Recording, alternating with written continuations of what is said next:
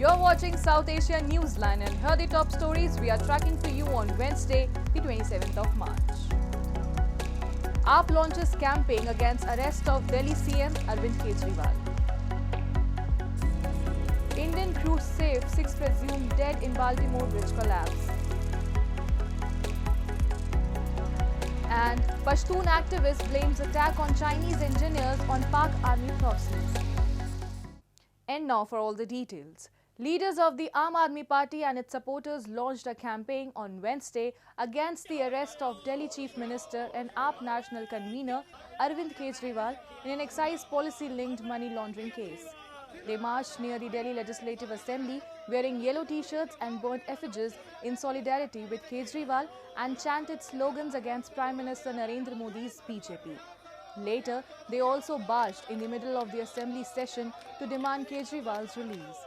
This came as the Delhi High Court earlier in the day warned lawyers against protesting in court premises over the key opposition leader's arrest. सब लोग आज मैं भी केजरीवाल की T shirt के अंदर हैं और विरोध करते हैं भारतीय जनता पार्टी की तानाशाही का, जिस तरीके से चुनावों के दौरान हमारे लोगों के ऊपर छापे डाले जा रहे हैं। हमारे 4 शीर्ष नेता जेल के अंदर बंद हैं। The horrific collapse of 2.75-kilometer long bridge in Baltimore in the United States on Tuesday, which sent cars and people plunging into the river below, has sent shockwaves around the world. Reports have suggested that all the 22 crew members were Indian and they are safe. Maryland governor has called the Indian crew heroes for their prompt warning before the collision, because of which many lives were saved. However, 6 workers were missing and are presumed dead. Locals recall the moment of collapse and said the noise was felt in their houses. They further said their thoughts are with the families of the victims.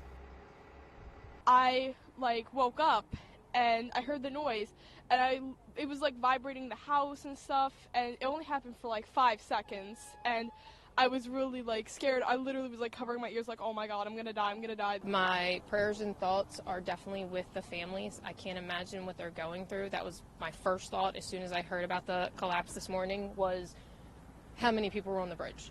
So I can't imagine what they're dealing with right now. I know it's gonna rock the community. And while condemning the terror attack which killed 5 Chinese engineers in Khyber Pakhtunkhwa, a Pashtun activist has blamed the incident on proxies of Pakistan army in the region. A report. An activist of the Pashtun Tahaffuz movement, Fazlur Rahman Afridi, has blamed the terror attack on 5 Chinese engineers in Pakistan's Khyber Pakhtunkhwa on proxies of Pakistan army and the terrorists trained in the Pakistani training camps. He said that Pakistan is double-gaming China, as they did with the United States, and claimed there is a link between the Moscow terror attack and repeated attacks on the Chinese in Pakistan. And we also informed the world about the terrorist training camp in different areas of Pakistan, particularly in Khyber Agency and Khyber Pakhtunkhwa, where terrorists are trained to attack different communities in Pakistan, particularly the Pashtuns and Baloch. Why these areas are bleeding and other areas of Pakistan like Punjab are safe, it's clear to the world. So we think that the whole world, not only Pakistan, is in danger. These terrorist attacks will happen. I think there seems to be a link between Moscow terrorist attack and this Pakistani attack, and more seems to be in the pipelines. It will not stop until or unless Pakistan is made accountable. The Chinese authorities have demanded Islamabad to speed up probe and ensure severe punishment for the perpetrators. Chinese engineers have been working on a number of projects in Pakistan, with Beijing investing over $65 billion in infrastructure works as part of the China-Pakistan Economic Corridor.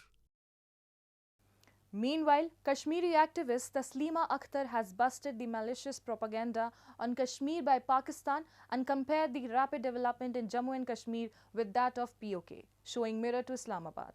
Tasleema Akhtar, an activist from India's Jammu and Kashmir who recently attended the UNHRC session in Geneva, busted the malicious propaganda on Kashmir and showed mirror to Pakistan. She exposed the agents of Pakistan who masquerade as residents of Kashmir at the United Nations. She also praised the move to abrogate Article 370 and the transformation the Union Territory has witnessed since August 2019, in contrast to Pakistan-occupied Kashmir, where people are reeling under wheat crisis and zero development. Tourism के हवाले से बड़ी बड़ी industries अब हमारे Indian Kashmir में आ रहे हैं और उसके हवाले से हमारे माशरे, हमारे कश्मीर की यूथ के बेरोज़गारी ख़त्म है. हमारा कश्मीर बहुत आगे अब जा रहा है, हमें उस पर फोकस है. हमारे इंडियन कश्मीर में कितने बड़े बड़े हाईवेज़ बन रहे, रोड बन रहे, ट्रेन स्टेशंस बन रहे, और उनके देखो पीओजेके में क्या है, वहाँ पर पब्लिक डोनेट करके अपने रोड बना रहे हैं. ये हालत है पीओजेके की. वो तरस रहे खाने की निवाले के लिए, वो तरस रहे हॉस्पिटलिटी के लिए. उनको रावलपिंडी जाना पड़ता, कराची जाना पड़ता है, जब उनको टेस्ट करने पड़ते, फुल लिक्विड प्रोफाइल उनको करना पड़ता है. उसके लिए उनको हमारे देखो 2812 हॉस्पिटल्स है हमारे जम्मू एंड कश्मीर में. वो सपने में भी कंपेयर खुद को इस कश्मीर के साथ नहीं कर सकते, इंडियन कश्मीर के साथ. Taliban spokesman Zabiullah Mujahid said that stoning is part of Sharia law and the world should not misinterpret it. He further said that if the conditions for it arise again, they will undoubtedly implement the Sharia decrees. Whether it is prayer or stoning, Taliban will carry it out. Since seizing power in August, Taliban has imposed its strict interpretation of Islamic laws and does not allow women to go outside without a male companion, and girls are not even allowed to study after 6th grade. No country has formally recognized the Taliban's regime in Afghanistan over this issue.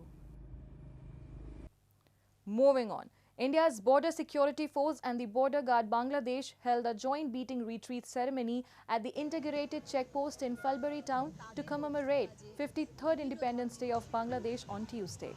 Senior paramilitary officials from both sides exchanged sweets as a massive crowd gathered to witness the event. Bangladesh, formerly East Pakistan, was liberated from Pakistan after a 9-month war of independence with the help of Indian military forces. They have sacrificed their life, Indian nationals, for our freedom. So our hats off to them, and we are really grateful. On March 26, 1971, Pakistan launched military attacks against Bangladeshi civilians, students and armed personnel who collectively demanded separation from West Pakistan. The war continued for 9 months and finally culminated in country's independence on December 16, 1971. India and Bangladesh have maintained close ties since then. And as part of a unique tradition, hundreds of male devotees dressed up as women and performed annual prayer rituals recently at Hindu Goddess Bhagvathy's temple in Kollam in India's Kerala state. The men clad in saris decked up with heavy jewelry carried oil lamps and other prayer offerings to celebrate the festival at Kota Kulangara temple. According to local belief, the festival began with a group of cowherd boys who dressed up as girls during their playtime and made offerings to a stone. One day, Goddess Bhagvathy appeared from a stone and hence the unique tradition came into being. That time there was no woman, so these small kids used to dress up as women and they used to worship the Goddess Bhagvathy. So one day Goddess Bhagvathy directly came and she gave the blessing that once in a year men should dress as women, cross-dress and worship me. I'll be very happy. So this is how this ancient tradition from Kerala started and everyone started.